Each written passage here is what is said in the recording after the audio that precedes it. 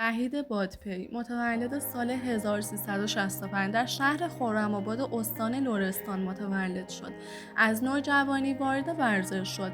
وقتی حدود 15 سال سن داشت، رشته بوکسینگ رو شروع کرد. بادپی توانست با اراده زیاد از سطوح محلی به مسابقات کشوری و سپس بین‌المللی برسد.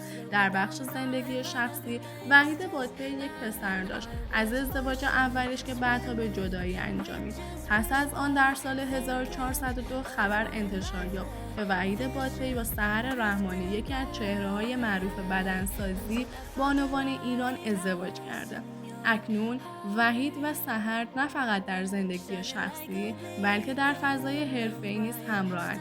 همکاری تبلیغاتی، حضور مشترک در رسانه‌ها و شبکه‌های اجتماعی، ایجاد تصویر زوج ورزشی که هر کدام در حوزه خود فعالند. زندگیشون ترکیبی از تمرین و تعهد و حمایت متقابله و میتوان گفت که مسیر حرفه‌ای هر یک با حضور و همراهی دیگر قوت گرفت.